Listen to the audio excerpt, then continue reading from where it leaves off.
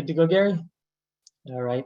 Now, let me say it was certainly telling to see how many of you represented how many different places around the United States. And for those of you that don't know me, my name is Eric Narrow. I'm originally from Baltimore, Maryland, coming to you this evening from Tel Aviv. And I'm the affiliates coordinator here in Israel for Jewish National Fund USA. I'm standing in for Eric Michelson, our chief Israel officer, who I'm very, very proud to report has been relieved of his reserve duty and is spending a very well-deserved Shabbat with his wife and children. From his desk, I'm happy to share this evening's update, as it appears that we have reached a ceasefire with no confirmed attacks since the arrangement was sent into action at 2 o'clock this morning. I'll be turning this briefing over to Captain Libby Weiss, a reserve officer with the IDF spokesperson's unit and a friend of Jewish National Fund, to give this evening's official update on the situation coming to you live here from Israel. But first, I want to thank our president, Dr. Saul Lieserbrand, as well as the JNF-USA Board of Directors, all of our task force chairs, our committee members, and most importantly, all of you, our partners and our JNF family, for your endless support and advocacy during this difficult time. And now, Captain Libby Weiss, for a briefing on the current situation. Already, I understand that we've raised well over $1 million from 700 donors so far. So from all of the people of Israel, we'd like to thank you. As always, if you have any questions, as Gary said, please direct them towards myself or any of our hosts in a private message, and we'll try to answer accordingly following Captain Weiss's briefing. Please note that these briefings will continue on through at least next Friday. We'll assess the situation then, but for next week, we will be able to talk to people on the ground who are literally experiencing your tzedakah and your warm hearts and love. And now, Captain Libby Weiss with today's update from the IDF. Hi, thank you so much. I'm really thrilled to be here virtually with all of you, also seeing some familiar faces. So really thrilled, absolutely thrilled to be with all of you. A good morning or good afternoon. Here in Tel Aviv, it is 7:05 in the evening. As was stated, I'm sure all of you have read, we are now in a sort of ceasefire. I can say on the personal level, I'm cautiously optimistic. Certainly coming from the perspective of the military, we are very much still closely monitoring the situation here on the ground. It's of course a very, very dynamic one that could change quite rapidly from what would appear to maybe be small events. Looking back on the last week and a half, it's been quite the experience for Israelis, and for Israelis really in areas that aren't generally used to experiencing just an onslaught of rocket fire. And you'll hear a little bit more from Oshlit, who will really be able to give that experience right on the border with Gaza. But certainly Israelis ranging from Beersheva to all the area neighborhoods of Tel Aviv and Gush Dan really experienced what it means to live under rocket fire. At this stage, kind of based on our calculations, Hamas launched more than 4,300 rockets towards Israel in just a week and a half. And I think it is important to give as a point of comparison, looking back at Operation Protective Edge in 2014, sort of doing a comparison as to how many rockets were launched. So back in Protective Edge in 2014, over 51 days, Hamas launched 4,481, I believe is the exact number. So you can really see what a huge amount of rockets were raining down on Israel over the course of the last week and a half. Thankfully, Iron Dome really operated incredibly well. 90% of those rockets were intercepted. But there were in this operation several direct hits of those rockets on civilian locations throughout Israel. So there were homes, and I myself was there. I saw it with my own eyes. Homes in Petach Tikva that were hit, streets in Ramat Gan that suffered direct hits, a synagogue in Ashkelon. I mean, these were really direct hits from these rockets, and seeing it, I have to say, again on a personal level, was just incredibly jarring and disturbing to sort of see what happens when a rocket hits a home or hits a street or hits a synagogue or hits wherever it is. I mean, the damage is significant, and in many of these cases, it was truly luck that more people weren't injured. Of course, we have more than 1,000 people injured, 11 casualties. So it's been a very, very tense time here. in Israel without any kind of doubt. Looking from the perspective of the military, our focus was really to degrade Hamas's ability to manufacture rockets. That was a really central focus of the IDF's operations. So the IDF targeted a large number of Hamas sites within the Gaza Strip, really focused on weapons manufacturing. And then, of course, also struck targets that were used by Hamas to store weapons, that were used as intelligence centers, command and control centers, communication centers, really the infrastructure that Hamas uses to launch rockets and to continue committing acts of terror against Israel. And in addition, we were also successful in striking a very serious blow to a strategic asset of Hamas, which is their underground tunnel transport system. So this was really a strategic asset and a significant project on the part of Hamas. They invested tens of millions of dollars in developing this underground tunnel system that enabled them to transport equipment, hide weapons, move Hamas members themselves across and of course under the Gaza Strip. So we destroyed roughly 60 miles of that network and struck a very, very serious blow to its function within the Strip. And in addition to those strikes, we've also neutralized very, very senior Hamas members within the Strip. And I think it's important to even just in a few words, kind of give perspective as to how advanced Hamas has become in the last decade. These are not sort of ramshackle, one-off guys operating out of garages and in something that sounds kind of, sometimes when you think about a terrorist or something along these lines, you imagine some guy operating out of a cave somewhere. This is not the case. I mean, this is a very, very sophisticated, advanced terror organization that in its structure is very similar to Western militaries. There are division commanders, brigade commanders, subject matter experts, technical experts that really were part of this overall structure that we neutralized. But it is, I think, an important indication of how much Hamas has invested in terrorism and in the terror network that they have created within the Gaza Strip. Of course, all of these sites were built by Hamas next to, among the civilian population in Gaza. And I think it's also important to make a note of that this hasn't changed.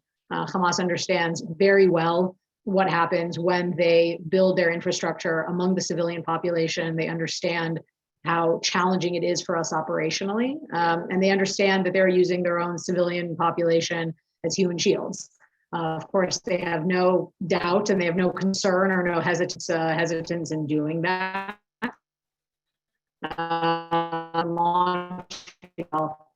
Hundreds of them at this stage, I believe 600 of those rockets that they actually landed and landed within the Gaza Strip. Imagine that again, they have very little regard for welfare of their own people, little regard for their safety. We in the IDF, we try to be as precise as possible in these strikes against Hamas targets within the Gaza Strip. It's a very complicated operational reality on the ground there because of what Hamas has created and established over the last few years. So we really, though, try to minimize as much as possible that impact on the civilian communities by sending SMS messages, telling civilians to leave before attacks, making phone calls, both in Arabic, the text messages and the calls, really trying to encourage people to leave the area and to minimize that impact as much as possible.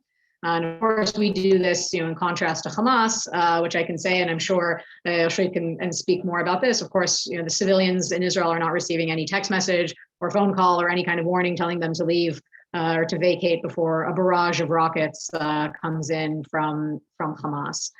So the situation has been a very, very, very tense one here on the ground. I'm hoping, along with the rest of Israel, we're hoping to have a quieter weekend and to resume some sense of normal life here.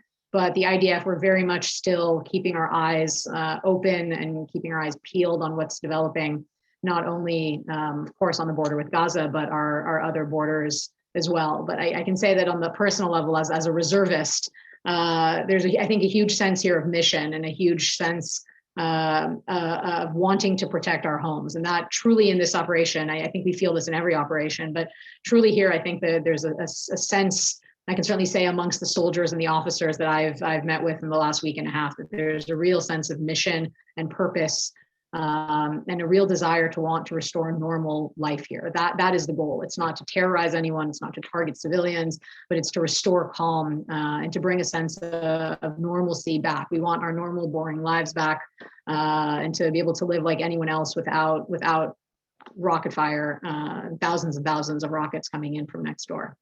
So that's the situation here on the ground. And again, I'm thrilled to be with you all here today, this evening. Thank you very, very much, Libby, for that wonderful update. I'm going to call now on Dr. Saul Lieserbrem, our national president, who has a question for you as well. Hi, Libby. First of all, thank you for everything you do in your service. How early or how much prior time from the first rocket that was launched from Hamas did the IDF have a sense of when this would start, when the whole issue would begin and the first rocket come? Did your intelligence tell you prepare a week ahead, a day ahead, or was it a surprise? So certainly part of the operational planning that the military does is really to look at a variety of different scenarios. Again, we understand, and I think it's important to emphasize that, in no way do we underestimate Hamas, or in no way do we underestimate the capabilities of the terror organizations that we're facing. So they're, as a very routine part of what the IDF does, is to assess different potential scenarios. When, in the views of the IDF, when this whole operation really started was when Hamas launched rockets towards Jerusalem, which I have to say is something that certainly was new on the part of Hamas. Something that, again, I say this more on the personal level rather than someone in uniform, but sort of seems like a baffling thing to do, is to strike a city that's holy to both of our faiths, a city that is something that is representative of something much larger than anything else. But the IDF has been closely monitoring what Hamas has been doing in the last years, certainly since the previous operation. We never underestimate our enemy. So it's important to emphasize that. Thank you. Wonderful, thank you. We have a few more questions here. One, videos being released from Gaza show people celebrating their victory over the occupation. Is Israel doing any hasbara to get residents of Gaza to share with them the facts on the ground? This is from Roni Rob. Yeah, I think it's a great question. I mean, I would have to say that I don't think it's surprising that Hamas is trying to really give off this image of victory on their part. I went through kind of that list of this really significant military victories that we have had. We've been able to strike a very serious blow to Hamas's infrastructure. So it's not entirely surprising to me that they would feel sort of this need to want to project this image of victory to show that, no, despite the fact that a large part of our strategic asset has been destroyed, capability has been destroyed, our senior leadership, terror leadership has been neutralized. Not surprising that they would want to give off a different image, especially in light of the reality on the ground for citizens in Gaza. I think being a citizen in Gaza living under Hamas is very challenging. It doesn't entirely surprise me that we're not seeing on the part of citizens there, images or testimonials about the reality. This is a terror organization, and they terrorize their own citizens along with Israelis. So not too surprising, I think, that we're seeing that, and I expect that they're going to really try to shape that narrative moving forward. Thank you. Another question, what is the impact of the unrest today on the Temple Mount and Jerusalem on the fragile ceasefire? Well, of course, it's fragile. It's very fragile for a reason. What's going on the Temple Mount is sort of less under the authority of the IDF. So I'm not the most appropriate person to answer that. But certainly the ceasefire is delicate for a reason. And I believe everybody who is interested in returning to some sense of calm and normalcy is going to be looking at all types of events in the coming days, and monitoring them very closely. Wonderful. Thank you very much, Libby. Before I continue, I'd like to make a correction. I just received word from Eric Michelson that he actually is still in reserve duty. I know that some of you have reached out to him. I mistakenly thought that he had been called back, so we will continue to keep him in our thoughts and hope that he is able to return to us soon, so he'll be able to address you directly following his service. So thank you all who have expressed concern, but he's still unable to respond, and we will keep you updated as soon as we hear official statement when he'll be coming back.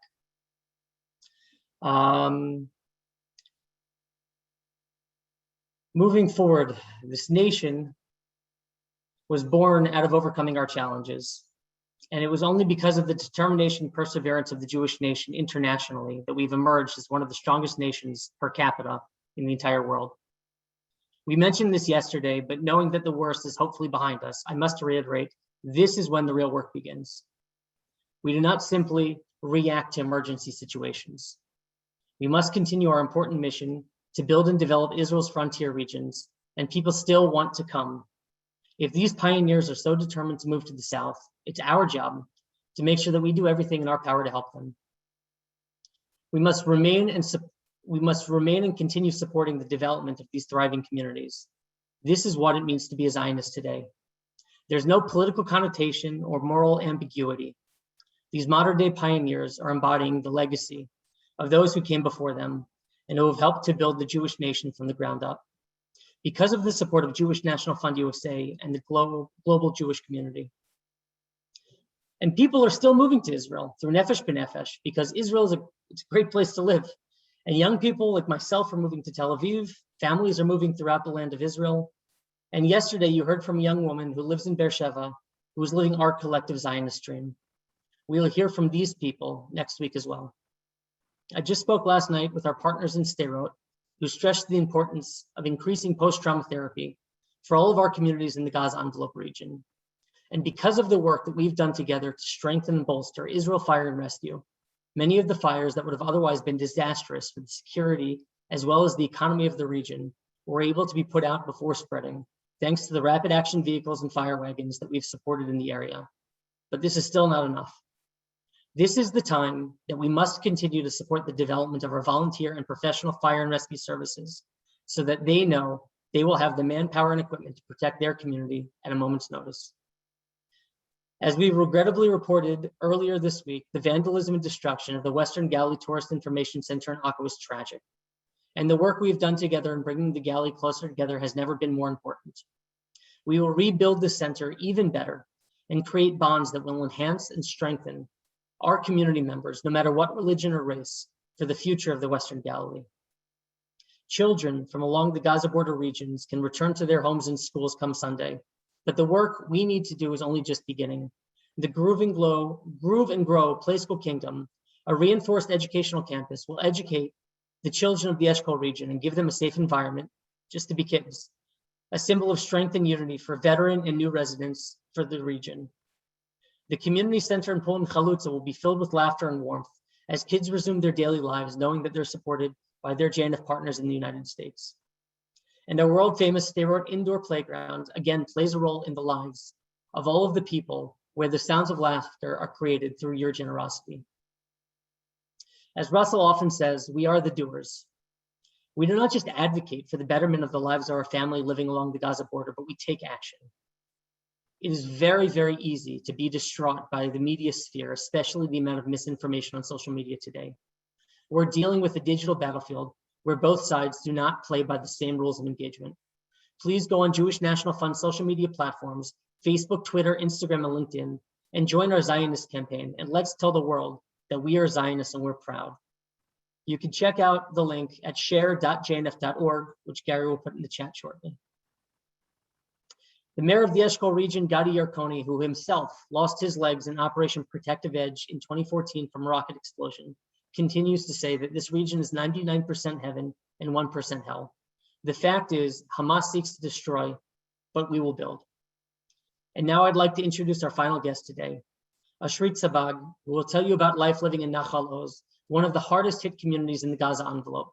Living in Nachal Oz for 14 years, Oshrit defines what it means to be a Zionist pioneer, supporting the efforts of our Housing Development Fund in her community, and encouraging new families to build their lives in the Western Negev. Despite everything that's happened, Oshrit is proud of her home, her community, and her partnership with you, our JNF family. Oshrit. Thank you, Eric. Hello, everyone. I would like to tell you a little bit about what was going on in Nachal Oz in the past 2 weeks.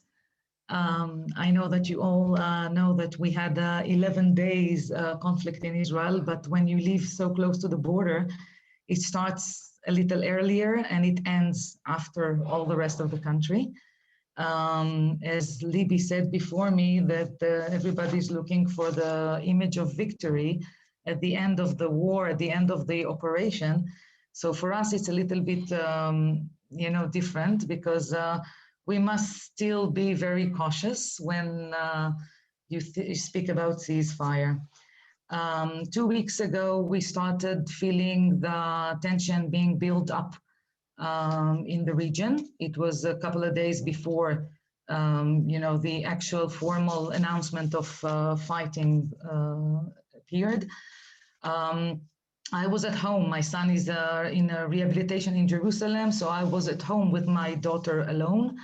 And she was at the kibbutz. She wanted to go and play with friends.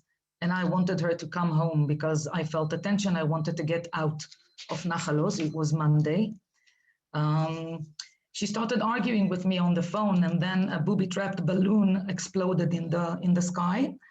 So she she shouted, "Mom, I'm coming home." And I ran towards her, and we both went home, started packing our bags and, just fleeing the area. We went out of the area. It took us a very long time because there were plenty of families with young children that were, trying to get away from the border. And the days that passed after that were very difficult, especially for my family.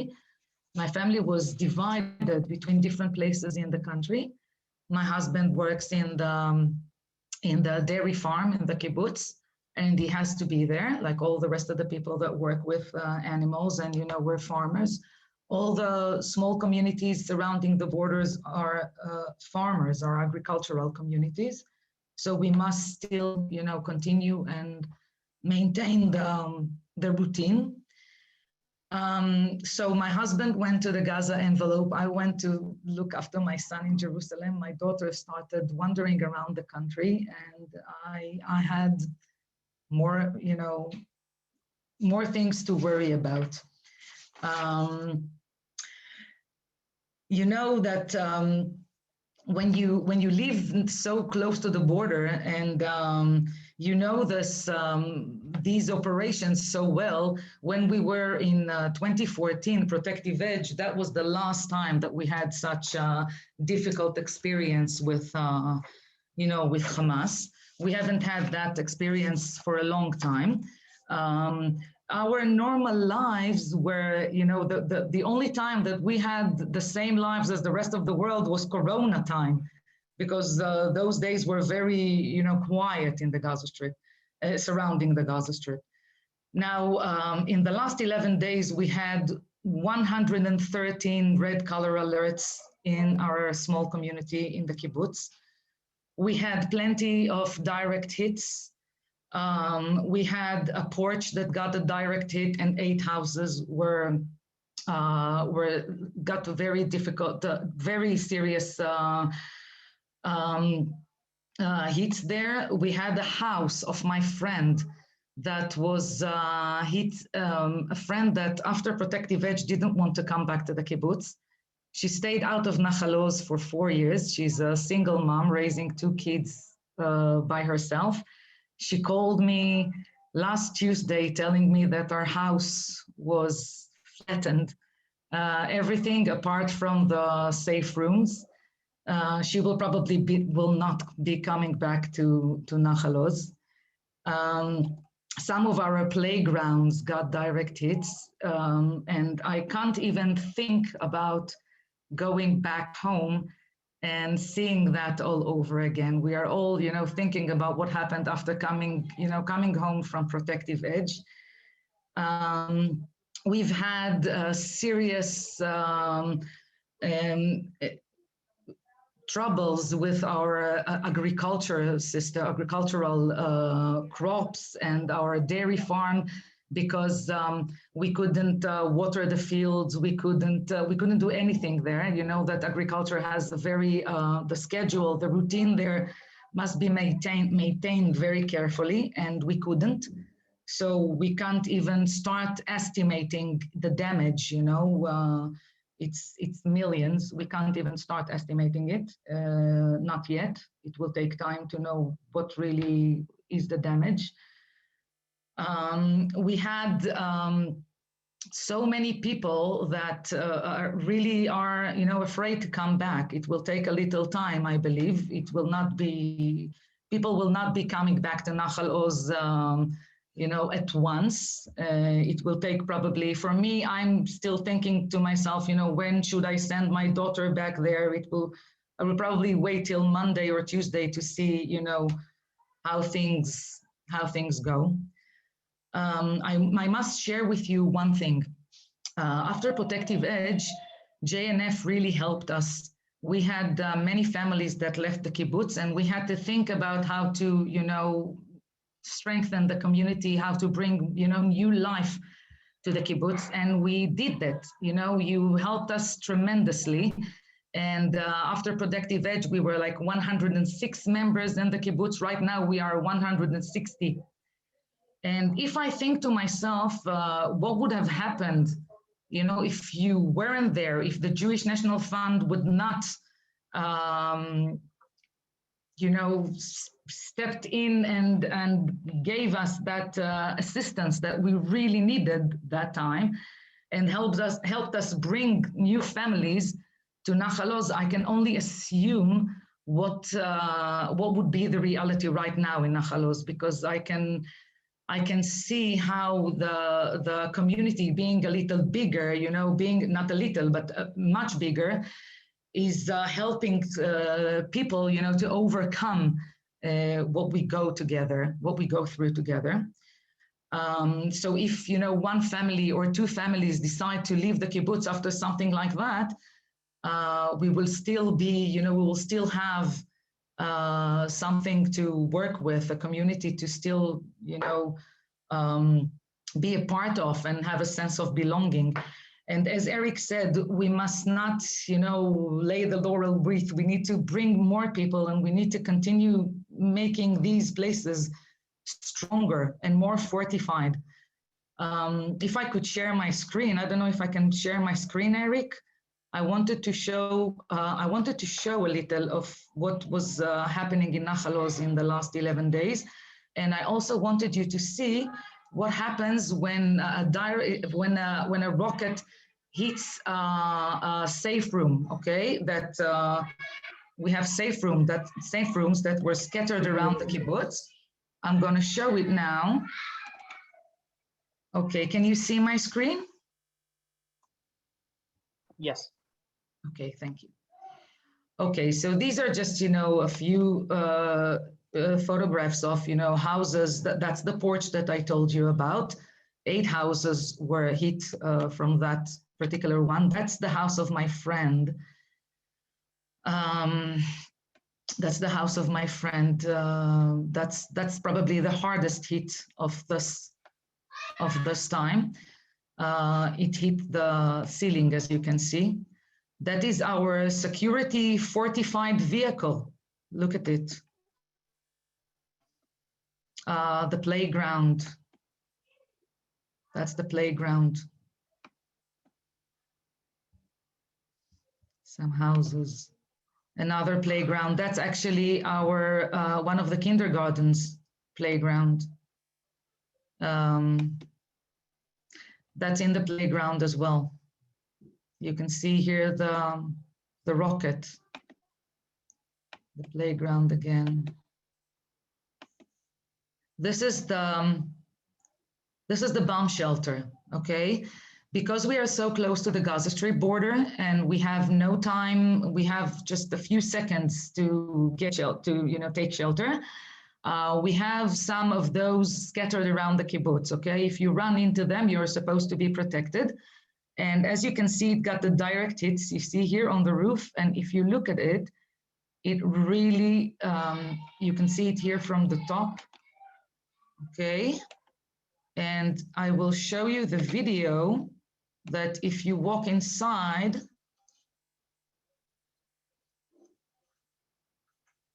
there's nothing, not even a scratch.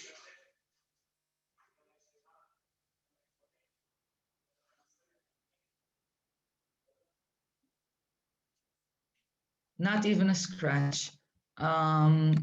So really, just a second, I'm going to stop share. Okay. So as you can see, all the fortifying really pays off. My friend's house that was hit, all the rooms, you had shrapnels in all rooms except for 2, her bomb shelters, her safe rooms. We have a bomb shelter attached to each house in Achalos, and those were the only ones that that didn't get any shrapnels in them. So that's the situation in Achalos. It's going to take us time to get back on our feet. And thank you for hearing my story. Thank you so much, Oshrit. And we hope and pray that the upcoming days will continue to be quiet, that you'll be able to return home. And we're just looking forward to helping to continue to strengthen the community and attract new people. The fact that people still continue to come to Nachalos and the rest of the Gaza Envelope is a testament to our partnership and also the strength of what it is that we're building together. And these people are really the pioneers. So thank you, Oshrit, for just being out there on the frontier and for welcoming new families and everything that you do. Thank you. So just a reminder, as we wind down, we'll be resuming our call starting on Sunday and continuing through the week at this time, 7 p.m. Israel time, 12 p.m. Eastern, and 9 a.m. Pacific. On behalf of myself, Libby, Oshrit, as well as Eric Michelson, who was in fact still in Miluim, our entire JNF-USA staff and affiliates in Israel, as well as the residents and all of the citizens of Israel. We wish you all a restful and peaceful and well-deserved Shabbat. Thank you for all you do and continue to do for the land and people of Israel. From our family to yours, Shabbat Shalom from Tel Aviv. Shabbat Shalom.